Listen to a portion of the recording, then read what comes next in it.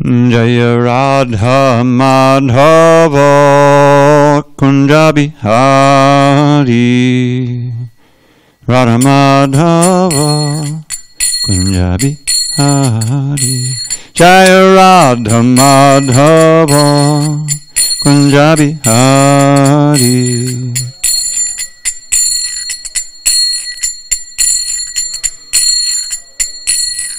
Gopi Jana Vallabha Girivardhari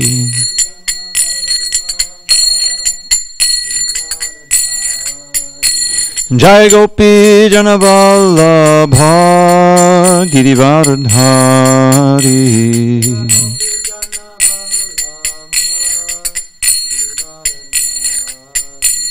Yashodanandana Bhajana Ranjana Yashodanandana Bhajana Ranjana Yamuna Tira Vanachari Yamuna Tira Vanachari Jaya Radha Madhava Kunja Bihari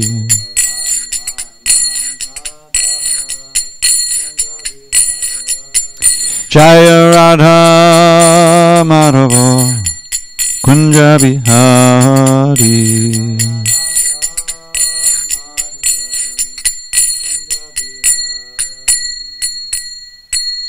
Jai Mishtapad Paramahansa Parudikacharya Ashtotar Tadashi Srimad Divine Grace Srila A.C. Bhaktivedanta Swami Prabhupada Ki Jai ISKCON BBT Founder Acharya Srila Prabhupada Ki Jai Jai Om Vishnupad Paramahansa Parudikacharya Ashtotar Tadashi Srimad Divine Grace Srila Bhakti Siddhanta Saraswati Thakur Ki Jai Ananda Koti Vaishnavinda Ki Jai Namacharya Srila Haridas Thakur Ki Jai Srimad Bhagavad Gita Ki Jai, Samaveda Bhakta Vrinda Ki Jai.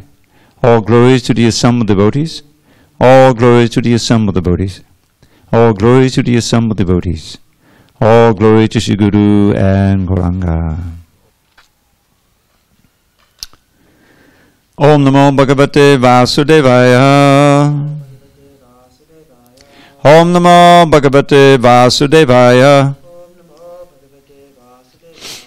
Om Namo Bhagavate Vasudevaya. On the second day of June 2020 in SanDiego, we're reading from Srimad Bhagavad Gita as it is, translation and commentary by His Divine Grace, A.C. Bhaktivedanta Swami Prabhupada. And we are in chapter 13, entitled Nature, the Enjoyer and Consciousness. And we're on text 22 on page 553 of most books. Purusha pakatisto hi bhunkte pakatijan gunan karanam gunasangosya sadasadyo nijanmasu.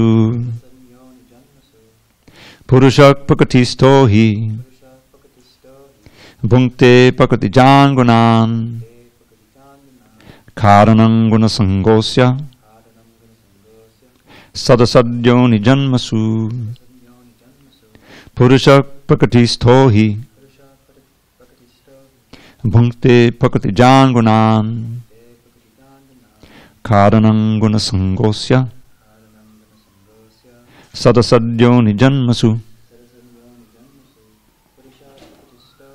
Purusha prakatistho hi bhunkte prakatijan gunan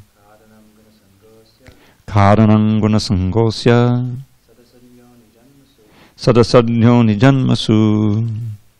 Purusha, the living entity, prakatistaha, being situated in the material energy. He, certainly, bhunkte, enjoys, prakatijan, produced by the material nature, gunan, the modes of nature, karanam, the cause, gunasangaha, the association with the modes of nature, asya, of the living entity, sat asat, in good and bad, Yoni, species of life, Janmasu, in births. Translation. The living entity in material nature thus follows the ways of life, enjoying the three modes of nature. This is due to his association with that material nature. Thus he meets with good and evil among various species. Purport. This verse is very important for an understanding of how the living entities transmigrate from one body to another. It is explained in the second chapter that the living entity is transmigrating from one body to another, just as one changes dress. This change of dress is due to his attachment to material existence. As long as he is captivated by this false manifestation, he has to continue transmigrating from one body to another. Due to his desire to lord it over material nature, he is put into such undesirable circumstances. Under the influence of material desire, the entity is born sometimes as a demigod, sometimes as a man, sometimes as a beast, as a bird, as a worm, as an aquatic, as a saintly man, as a bug. This is going on. And in all cases, the living entity thinks himself to be the master of his circumstances, yet he is under the influence of material nature. How he is put into such different bodies is explained here. It is due to association with the different modes of nature. One has to rise, therefore, above the three material modes and become situated in the transcendental position. That is called Krishna consciousness. Unless one is situated in Krishna consciousness, his material consciousness will oblige him to transfer from one body to another, because he has material desires since time immemorial. But he has to change that conception. That change can be effected only by hearing from authoritative sources. The best example is here. Arjuna is hearing the science of God from Krishna.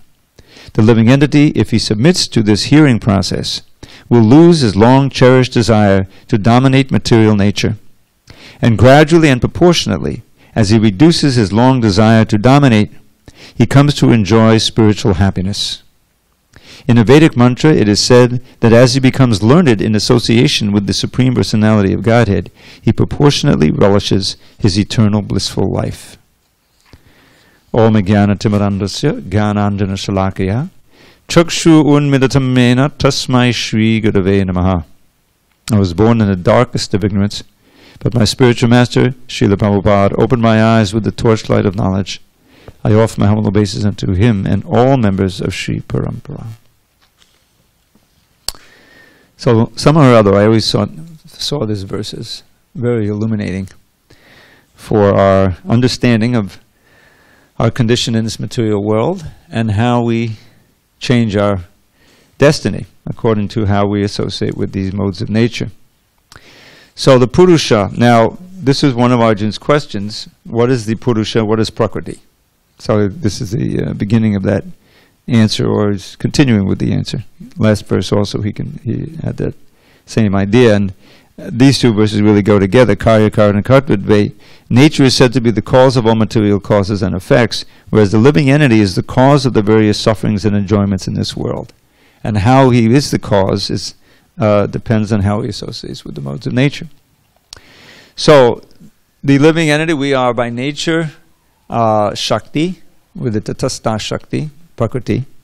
But we've taken up an unnatural position of trying to dominate and enjoy this world, and therefore we're known in this context as Purusha. We're situated in Prakriti, and we Bhunkte. Now Bhunkte says enjoys, but it generally, in this case, it means experiences. You enjoy and suffer.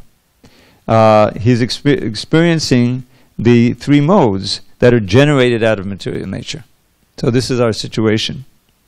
And Karanam Gunasangosya, as you associate with those modes, you cause your birth in good or bad bodies. Sadasad Yoni Janmasu. So people don't have any idea about this. You know, they like a certain kind of music, a certain kind of food, and a certain kind of association, you know. They get habituated and are conditioned, and that seems just like that's their preference, you know. And they don't realize that the ramifications or repercussions of what they're doing, what they're eating, what they're putting through the bodies, different drugs, alcohol, people they're associating with, music they're listening to. Some of the music, since I first started listening to music in the 50s and 60s, it seems to have gotten much more in the mode of ignorance. It's hard to find just a tune anymore. So all of that goes into affecting your consciousness and your preferences and your tendencies for what you eat, what you associate with, and everything. It's a whole syndrome. And without a way of understanding what's going on and what your future holds, not even in a future life, but even in this life, depending on your activities and what you associate with this nature, then you're just helpless. As Prabhupada points out several times in his purport, under the influence of the material nature, really it's in thrall. You're under the tight grip of the material nature. You have no idea that there's another form of life, there's another way free of these, the control of time, which only works in material nature. And so you're helpless. There's the illusion of some kind of freedom, but then something happens, you get, the disease comes, or you violate some law, suddenly you're incarcerated, or you go into debt and you're tightly bound up by there's all kinds of ways where it can become obvious after a while that your freedom is highly curtailed. And this is very frustrating for the living entity, because by nature we're free, as Prabhupada beautifully says in that purport I was read recently. I think you read it on Sunday. You want to see the free light in the spirit, which is only possible when you meet the Supreme Lord. Very poetic. So how to break free of the thrall of the tight bonds? Sometimes they're called hridaya grunti, knots in the heart that bind us to this world. How can we loosen them? How can we ultimately cut them? How can we live even in this world in a transcendental way without being battered about by the modes of nature? So this is the science of Bhakti Yoga, which systematically brings you up to the mode of goodness and finally to the mode of pure goodness. This is explained in that famous section in chapter 2 of the first canto, beginning with Shrunvatam Sukata Krishna. The primary process of Bhakti Yoga, hearing from the right source, the right vibrations about Krishna, then Krishna within the heart, because that's a good part of this chapter. He's describing the super soul in the heart. Krishna's there. Shrunvatam Sukata Krishna Punya Shavana Kirtana. You're hearing vibrations which just by hearing them you become pious. Ridyantaksto Yabhadrani Vidanoti Surit Satam. So Krishna is the best friend of the living entity, especially when he's turning to devotion. It becomes more obvious. And he cleanses away. The word Vidanoti literally means cleansing completely, very powerfully. The abhadras, the things which are inauspicious. The effects of the modes of nature, the lust, anger, and greed, illusion, all of these things are cleansed according to the intensity of our hearing and our practice. So it describes when that is somewhat cleansed, nashta prayeshu, to the point of destruction, but not completely. Nashta prayeshu bhadreshu, nityam bhagavata sevaya, by regularly hearing the Bhagavatam and serving the Bhagavad, as we say every morning in class. When I give class. Bhagavad Gita Bhakti Bhavati Naishtiki. You come to that point of Naishtiki, which is firm faith. That's the Nishta, and that ladder from faith to love Rupa Goswami gives. So then you're extracting yourself from the modes of nature, and you're getting what Prabhupada would always call about this platform, a platform. You're on a platform of firm faith and conviction. And this is the faith that Lord Chaitanya defines. Shraddha Shabde Vishwas Kohe Sudridhanashchoy Krishna Bhakti Kole Sarva Karma Kritahoy. That real firm faith is defined. This Shabde is the kind of Bengali idiom that means, okay, this is the definition. Vishwas Kohe, a very strong Sudridhanashchoy, conviction. That what? That Krishna Bhakti Kole Sarva Karma Kritahoy. That the process of devotional service will fulfill all my desires. I don't have to do anything else. It's a very nice platform to be on. So what's the result of that, being on that platform? Tadaradastamo bhava kamalobhadayaschihe cheta eta anavidham stitam sattve pasidati. The lower modes, which are spoken of here, Rajas and Tamas, you're becoming free of them. Kama, Lobha, yesterday, which have as their results or their adjuncts lust and greed, etc. Kama, Lobha, Adhyasche. Cheta eta anabadam. Your consciousness is not affected by them anymore, and you're firmly situated in goodness and even moving to pure goodness. Titam sattve prasidati. So this is how you advance. You get extracted from those modes and come to the platform of pure goodness, and the mind becomes fixed on Krishna and calm, not disturbed by the inevitable whirlpools in material energy. And one is, no longer, I mean, you still may take birth 1 or 2 times, but you're not going to be, lose the human form of life. And if you do take birth again, you'll be in a family, in a situation where you can continue bhakti, In other words, it's all auspicious. But it takes that understanding of how, everything we do, every moment, we're making a decision to do one thing and not another. And that it's all important to see that everything is done in the context of Krishna consciousness. That's how, the sincere practitioner advances quickly. Otherwise, then you go slower. You don't extract yourself or allow Krishna to extract you as quickly as someone who is really one-pointed and determined.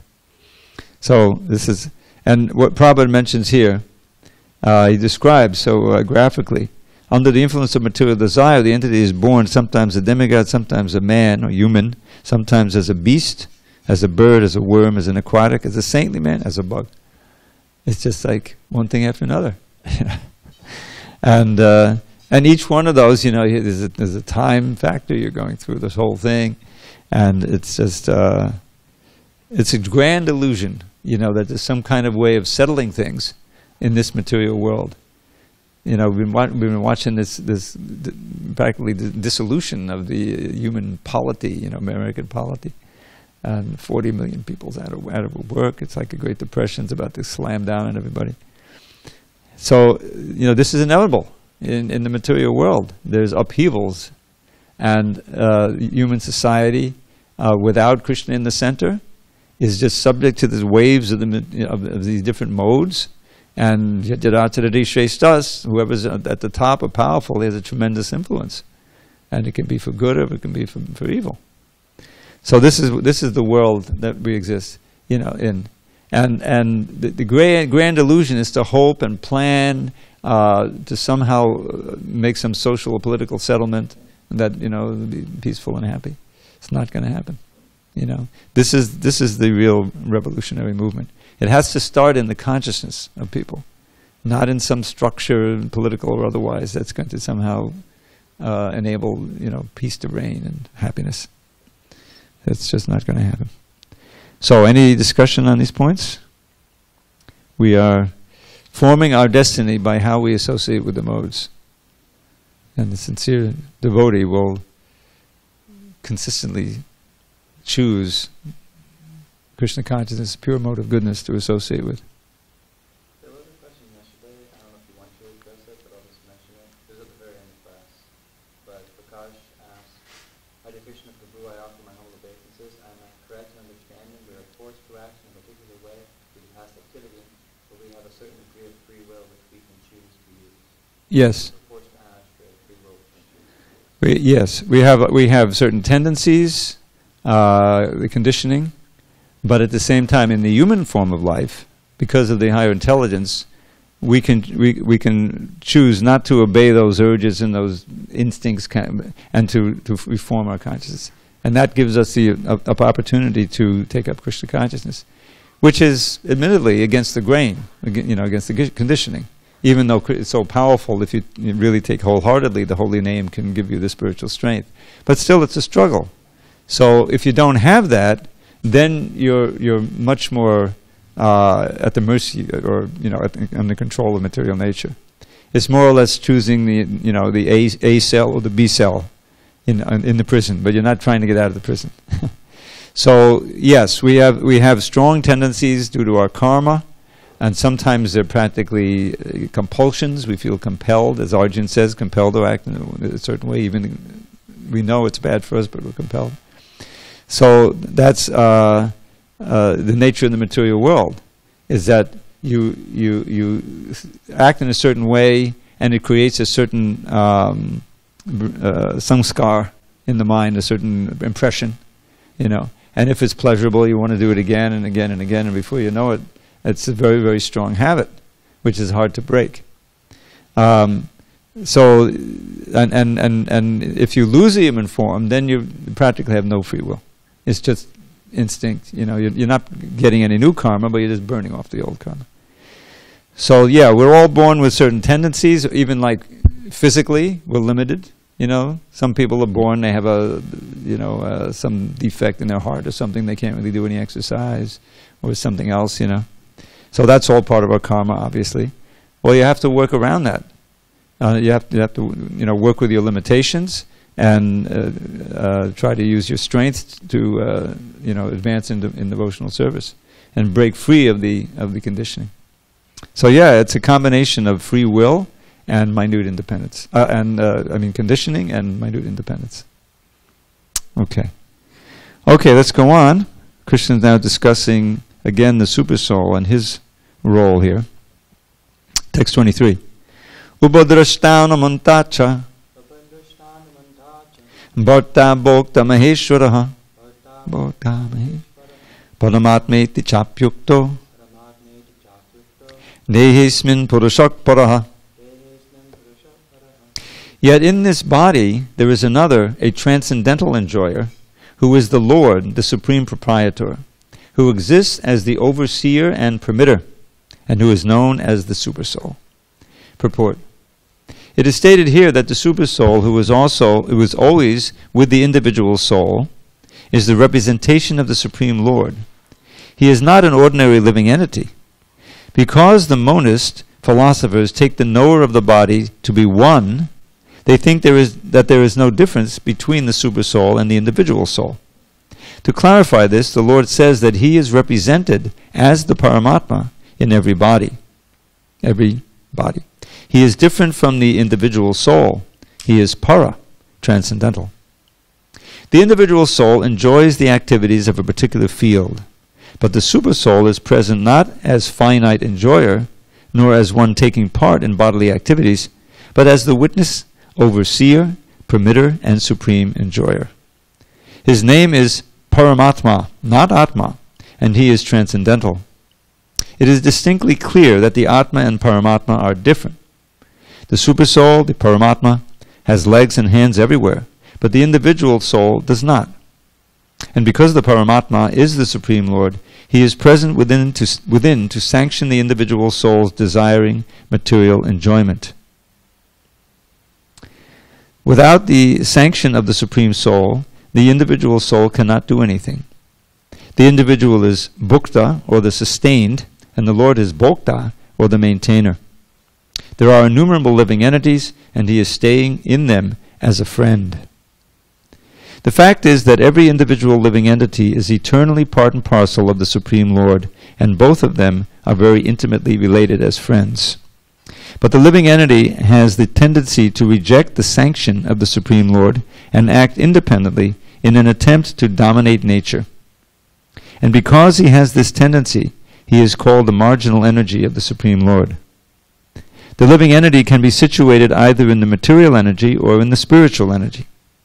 As long as he is conditioned by the material energy, the Supreme Lord, as his friend, the Super Soul, stays with him just to get him to return to the spiritual energy. The Lord is always eager to take him back to the spiritual energy, but due to his minute independence, the individual entity is continually rejecting the association of spiritual light. This misuse of independence is the cause of his material strife in the conditioned nature. The Lord, therefore, is always giving instruction from within and from without. From without, he gives instructions as stated in Bhagavad Gita, and from within, he tries to convince the living entity that his activities in the material field are not conducive to real happiness. Just give it up and turn your faith toward me, then you will be happy, he says. Thus, the intelligent person who places his faith in the Paramatma, or the Supreme Personality of Godhead, begins to advance toward a blissful eternal life of knowledge. So this is another extremely illuminating verse. Upadrashta and Anumanta. He's overseeing, he's watching, and he's permitting. In other words, you want to do something, the Super Soul sees that you want to do that, he understands from within. And you have the mind, you have the intelligence, you have the senses. But it's not necessarily a fact that you're going to be able to do it or enjoy it. Permitter. There's a whole, infinite record of karma that's also going on. That's also determining your fate. And so that's all taken into account by the Super Soul. And sometimes we see, although you want to do something, it just doesn't happen. And sometimes the slightest desire and everything just opens up for you. So it's a very complicated structure, and it's going on for every living entity. So you can see for me, the most amazing quality of the general three that's described, that God has described: omnipotent, omniscient, and omnipresent. It's this omniscient quality that implies omnipresence, which is to me most astounding. To know everything that's going on right now, everything that's happened in the past, and everything that will happen in the future. It boggles the mind. So, he's the master, he's the supreme enjoyer, and he's the Maha Ishvara, the supreme Lord, supreme controller. Padma Atma. So this is important to understand that internal distinction. We never will become the Paramatma. This is our position, our constitutional position. And until we come to the Gaudiya Vaishnava philosophy and theology and understand the great advantages of being the servant. I recently I'm reading the CC again. And it describes there how even the Lord himself, he wants to be the servant. He wants to get the nectar of being the servant of God. Famously Advaita Acharya, when Lord Chaitanya appeared, he understood that he was the Supreme Personality of Godhead, but he was in a position as an elder. And so Lord Chaitanya was showing him great respect, and but Advaita wanted to be in the subordinate position as the servant. So he purposely started speaking Mayavad philosophy to anger Lord Chaitanya, and he came and he beating him up, and Advaita was in ecstasy. Now I'm in my constitutional position. And Krishna himself wants to taste the nectar of serving himself, so he comes as Lord Chaitanya. So that's we're constitutionally servants. That's what we do. That's our eternal dharma.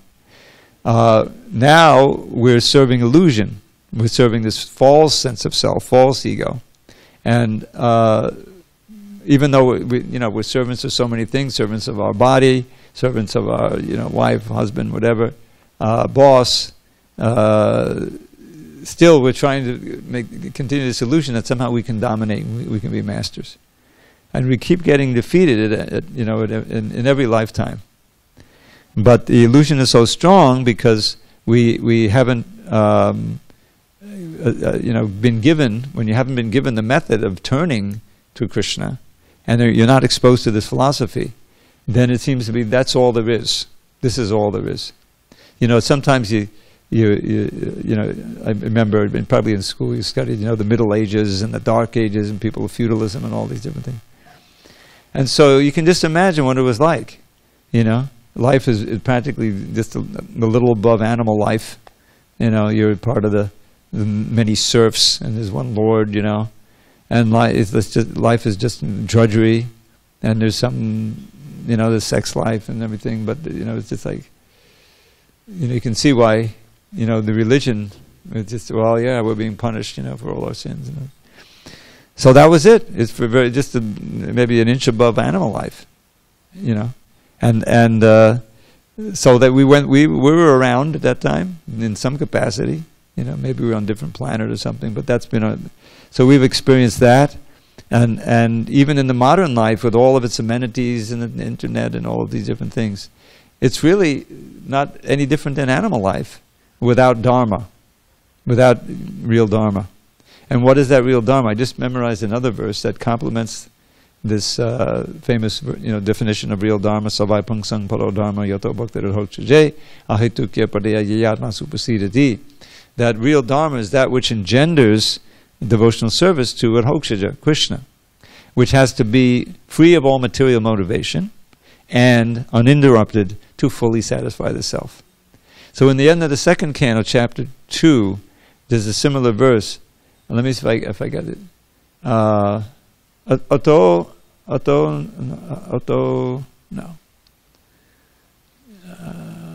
Yantak Shivak Panta Vistarak. I forget, but what it means is that therefore there is no more auspicious path, Shiva Panta, for living entities who have entered into and are wandering up and down this universe than Vasudeva Bhagavati Bhakti Yogo Yato Bhavet. That which engenders, which results in pure devotional service leading to prema, pure love of God. So even if you're not practicing full devotional service, you're doing something that leads to it. You can say, well, that's, sadhana bhakti is meant to lead to that. That's the essence of the real Dharma. But that's why, Krishna gives the chatur vidha bhajante mam jana sukha. There are 4 kinds of pious people who come to me. And among them, they may graduate, they may move up the scale from just wanting to relieve misery, but because they're coming to me, they'll meet bhaktas, they'll open up their, perspective of what real Dharma is. And they're pious, and so they're open to those activities which will lead them to real knowledge, in which case, and after some time, they'll surrender to me. Bahunam janmanamante yanamam ampapajite. So that's also within the realm of Dharma. Just coming to Krishna for some material reason, at least you're coming to the Lord, And so that's, what the fortunate souls, the fortunate few. And Lord Chaitanya describes how rare it is for someone to really become serious about pure devotional service. But having made that commitment, we should try to further ourself on this path as quickly and as far as possible as we can go. So the Supreme Person is with us all the time, and He's watching everything. He's a transcendental witness, it says. He's the Lord, the Supreme Proprietor. He exists as the Overseer and Permitter, and He's known as the Supersoul. Now the Supreme Proprietor, that is emphasized at the beginning of the Ishopanishad. You remember the very first mantra is about that. Ishavashamidam sarvam yakich. Everything is owned and controlled by the Lord. And we have a right to our quota for maintenance, but don't take more than that, because that's thievery, and you get punished for that. So Krishna's watching. Prabhupada says in the introduction to this book, we should always remember that the Paramatma is there, and He sees everything we're doing. We should not forget that. If you can actually remember that, then that'll keep you on the straight and narrow.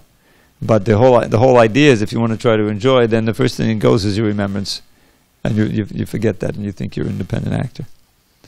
So it's a simple, philosophy. If you understand it and you have faith in it, is that Krishna's our friend. He's in our heart. He's trying to give us good instruction, but we can't hear Him from inside. So He comes outside as the Shastra and as the Guru and Sadhu, and gives us good instruction. If we accept that, good instruction, and it's coming in a pure source, then the Super Soul, is going to give us more and more enlightenment, as he says in the 10th chapter. He can give us, enlighten our intelligence, how we can progress. So this is how Prabhupada grew this movement, by just giving the method, the chanting of the holy name, which people didn't know what they were doing, but somehow it made them more interested in what he was saying, in the philosophy. And for a few, it really took, and that was the start. They themselves then could be influential in people to bring them toward a super soul. Okay. Any discussion on this point?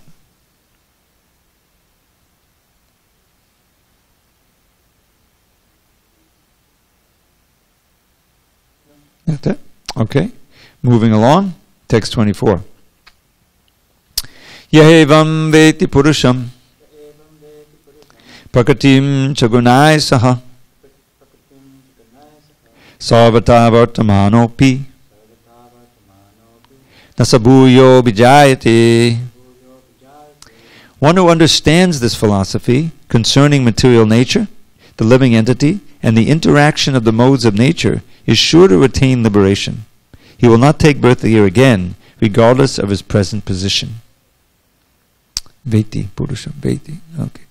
Purport: clear understanding of material nature, the supersoul, the individual soul, and their interrelation makes one eligible to become liberated and turn to the spiritual atmosphere without being forced to return to this material nature. This is the result of knowledge. The purpose of knowledge is to understand distinctly that the living entity has by chance fallen into this material existence.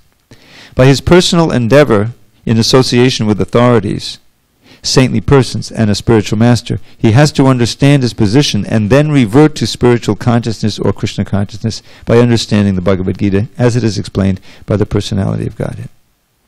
Then it is certain that he will never come again into this material existence. He will be transferred into the spiritual world for a blissful eternal life of knowledge. So this is the, understanding is not so easy. I've been looking at several verses. There's 3 verses in the Bhagavad Gita that use this word tattvataha. Veti tattvataha. Manushyanam sahasreshu kastid yatati siddhaye yatatam abhisaddhanam kastan mam veti tattvataha. Krishna says, beginning of the 7th chapter, near the beginning of the 7th chapter, that there are, out of many thousands of human beings, Manushyanam sahasreshu, there's hardly one who strives for perfection. Yatati siddhaye. Yati is striving. And out of those who achieve this perfection, hardly one knows me in truth. Tattvataha. It comes up actually earlier in the 4th chapter. Janma karma jame divyam evam yo veti tattvataha. Chaktva deham punarjanma naiti mameti sojana. That one who understands in truth the divine nature of my birth and activities will not take birth again, will come to me. And finally, in the 18th chapter, Prabhupada always quoted this verse, Bhaktya mama vijanadi yavan yaschasmi tattvataha tato mam tattvato gyadva vishade tadanantaram. That only by bhakti can I be understood as I am, in truth. And when one is mature in that understanding, then he goes back to Godhead. So, that understanding is not so easy. It's not just a question of knowing the facts of Krishna's Leela, but one has to actually accept it as a truth and a transforming truth for how one sees oneself and how one acts in this world. But if you can understand, then you don't take birth again here. Concerning material nature, the living entity, and their interaction. This is some Sambandha Gyan he's talking about. The first stage is, who is God, who are we, what is the relationship, and what is this material world, and what's the relation between those 3. Right now, we have a very distorted understanding of the relation between ourselves and this world, and practically nothing about God. Many people, they don't really believe, or they have a false or a misunderstanding. So that cannot help us. On the foundation of the knowledge, you act in a certain way. You'll be inspired, you'll be impelled to act according to this knowledge. And oftentimes you'll bemoan, your many years and many lifetimes in ignorance, when you're acting out of ignorance and therefore just tightening the bonds of your interaction or imprisonment in this material world. So this is one of the many statements in the Bhagavad Gita where Krishna is promising us perfection if we actually understand the knowledge that he's giving and the facts that he's giving. And he will not take birth here again regardless of his present position. So this knowledge, as explained earlier in the Bhagavad Gita, is liberating in and of itself. If one really understands and acts on it, then one can feel oneself being released from the material energy. Even practically, you feel all those things that were pulling me here, pulling me there. You no longer have interest, you're no longer attached, you're no longer compelled to try to enjoy those things. And that's a great relief for the soul. That gives you more peace of mind to pursue your spiritual life. Okay, let's do one more, then I have a little program. Maybe we'll read a little bit from the Nectar Devotion. Okay, so who can understand the Super Soul? This is Dhyanena atmani pashyanti kechid atmanam atmana anye sankyena yogena karma yogena chapare. Some perceive the Super Soul within themselves through meditation, others through the cultivation of knowledge, and still others through working without fruit of results. Fruit of desires. Purport: the Lord informs Arjuna that the conditioned souls can be divided into two classes as far as man's search for self-realization is concerned. Those who are atheists, agnostics, and skeptics are beyond the sense of spiritual understanding. But there are others who are faithful in their understanding of spiritual life, and they are called introspective devotees, philosophers, and workers who have renounced fruit of results. Those who always try to establish the doctrine of monism are also counted among the atheists and agnostics. In other words, only the devotees of the Supreme Personality of Godhead are best situated in spiritual understanding, because they understand that beyond this material nature are the spiritual world and the Supreme Personality of Godhead, who is expanded as the Paramatma, the Super Soul in everyone, the all-pervading Godhead. Of course, there are those who try to understand the Supreme Absolute Truth by cultivation of knowledge, and they can be counted in the class of the faithful. The Sankhya philosophers analyze this material world into 24 elements, and they place the individual soul as the 25th item. When they are able to understand the nature of the individual soul to be transcendental to the material elements, they are able to understand also that above the individual soul there is the Supreme Personality of Godhead. He is the 26th element. Thus gradually they also come to the standard of devotional service in Krishna consciousness. Those who work without fruit of results are also perfect in their attitude. They are given a chance to advance to the platform of devotional service in Krishna consciousness. Here it is stated that there are some people who are pure in consciousness and who try to find out the Super Soul by meditation. And when they discover the Super Soul within themselves, they become transcendentally situated. Similarly, there are others who also try to understand the Supreme Soul by cultivation of knowledge, and there are others who cultivate the Hatha Yoga system and who try to satisfy the Supreme Personality of Godhead by childish activities. So, how to perceive the Super Soul? Next verse, it will describe the devotees who perceive by hearing, attracted to the hearing. So this is, the classic, picture of the yogi meditating on the Super Soul. But the problem is, if that's your means, and that's your goal, there's a chance of misidentifying the Super Soul as yourself. And there's also the great temptation of the siddhis that you get.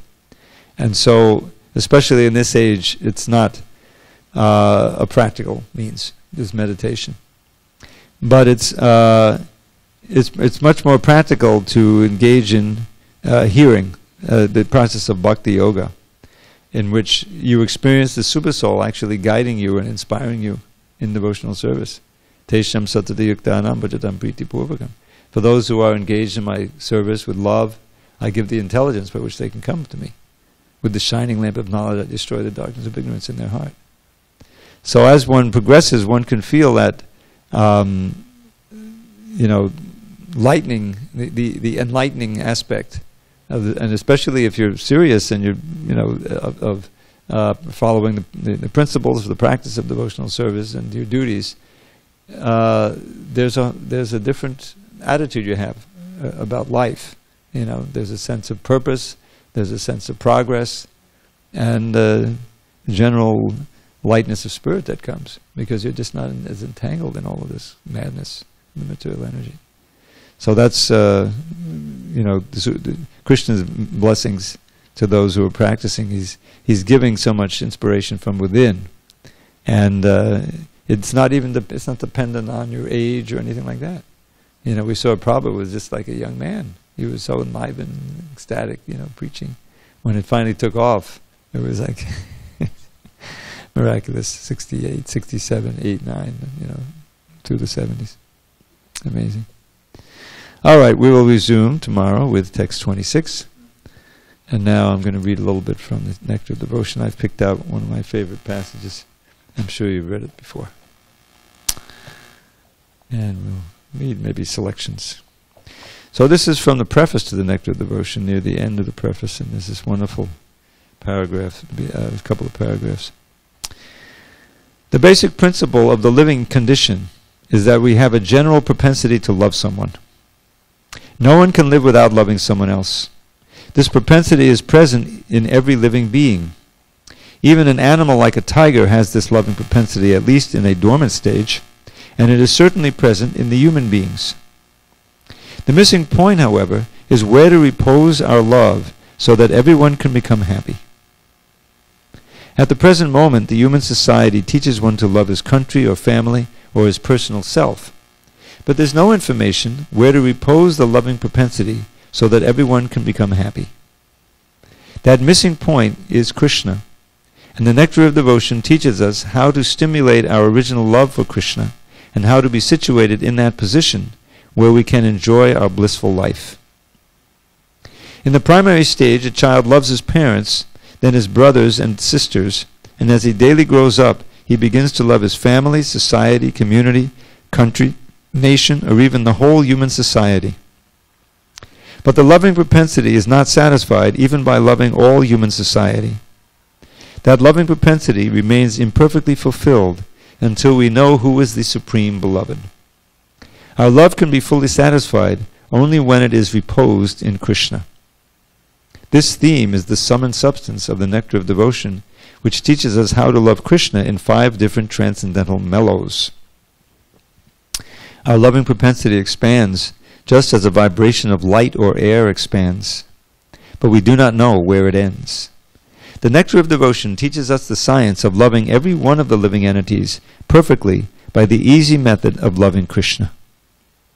We have failed to create peace and harmony in human society, even by such great attempts as the United Nations, because we do not know the right method. The method is very simple, but one has to understand it with a cool head. The Nectar of Devotion teaches all men how to perform the simple and natural method of loving Krishna, the Supreme Personality of Godhead. If we learn how to love Krishna, then it is very easy to immediately and simultaneously love every living being.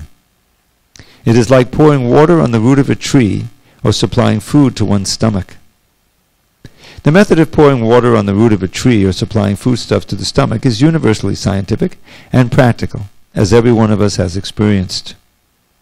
Everyone knows well that when we eat something, or in other words, when we put foodstuffs in the stomach, the energy created by such action is immediately distributed throughout the whole body. Similarly, when we pour water on the root, the energy thus created is immediately distributed throughout the entirety of even the largest tree. It is not possible to water the tree part by part, nor is it possible to feed the different parts of the body separately. The Nectar of Devotion will teach us how to turn the one switch that will immediately brighten everything everywhere. One who does not know this method is missing the point of life.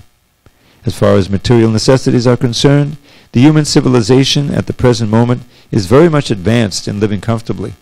But still we are not happy because we are missing the point. The material comforts of life alone are not sufficient to make us happy. The vivid example is America. The richest nation of the world, having all facilities for material comfort, is producing a class of men completely confused and frustrated in life. I am appealing herewith to such confused men to learn the art of devotional service as directed in the Nectar of Devotion, and I am sure that the fire of material existence burning within their hearts will be immediately extinguished. The root cause of our dissatisfaction is that our dormant loving propensity has not been fulfilled despite our great advancement in the materialistic way of life. The Nectar of Devotion will give us practical hints how we can live in this material world perfectly engaged in devotional service and thus fulfill all our desires in this life and the next. The Nectar of Devotion is not present presented to condemn any way of materialistic life, but the attempt is to give information to religionists, philosophers, and people in general how to love Krishna. One may live without material discomfiture, but at the same time he should learn the art of loving Krishna. At the present moment we are inventing so many ways to utilize our propensity to love, but factually we are missing the real point, Krishna. We are watering all parts of the tree, but missing the tree's root. We are trying to keep our body fit by all means, but we are neglecting to supply foodstuffs to the stomach. Missing Krishna means missing oneself also. Real self-realization and realization of Krishna go together simultaneously. For example, seeing oneself in the morning means seeing the sunrise also. Without seeing the sunshine, no one can see himself. Similarly, unless one has realized Krishna, there is no question of self-realization. The nectar of devotion is specifically presented for persons who are now engaged in the Krishna consciousness movement. I beg to offer my sincere thanks to all my friends and disciples who are helping me to push forward the Krishna consciousness movement in the Western countries. And I beg to acknowledge with thanks the contribution made by my beloved disciple, Sriman Jayananda Brahmachari. My thanks are due as well to the directors of ISKCON Press, who have taken so much care in publishing this great literature. Hare Krishna. A.C. Bhaktivedanta Swami Prabhupada. 13th April 1970, ISKCON headquarters, 3764 Watseka Avenue, Los Angeles, California. It's sweet. It comes down to that, it's such a natural thing, to love someone. But we can see how that, ultimately leads to suffering in this world, because it has to break. It's limited, and it changes when, if things aren't just right. It's so frustrating. But if you can learn to love Krishna, you can have that relationship eternally, And when you study his Leela, you can see how ultimately lovable he is. What is that verse I was thinking of?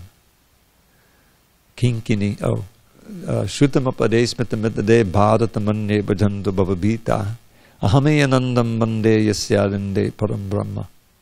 One devotee is saying, Prabhupada quotes this verse twice in one purport in a matter of a couple of paragraphs.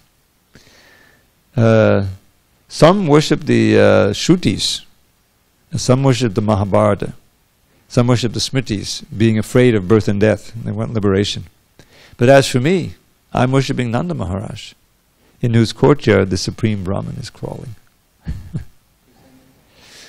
I don't know who wrote that. I think it's probably in the Pajavali. I can look it up. Some of these are anonymous, But it reminds me of some verses by Sarvabhauma Bhattacharya, who had this experience as a Mayavadi and then gave it all up.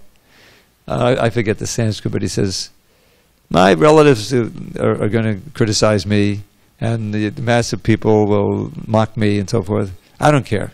I'm just going to roll around on the dirt, chanting the name of Gopal.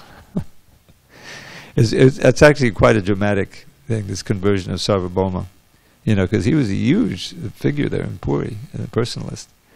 And when he met Lord Chaitanya, he wanted to bring him up. The first thing was he had a lot of affection for Lord Chaitanya as a sannyasi, and that was his saving grace. He took him to his house, because when Lord Chaitanya came to Puri, he came into the temple, immediately fainted, went into samadhi, and at first the guards were going to beat him because so many people came in there faking, But Sarvabhauma said, no, it's genuine. And he tested to see if he's breathing, and he saw little movements, he was relieved.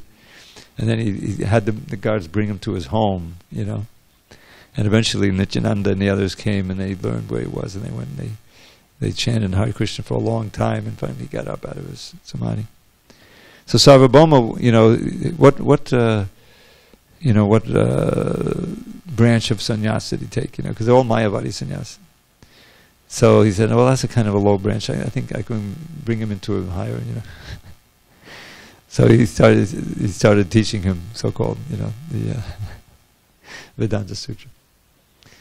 And then when Lord Chaitanya started explaining to him the Bhakti, it's Bhakti Vedanta. he was, impressed and converted. So it's wonderful. And then he advised him when he was going on his South India tour to see Ramananda Roy. He appreciated Ramananda Roy. Okay, let's get ready for the kirtan. All glories to Srila Prabhupada.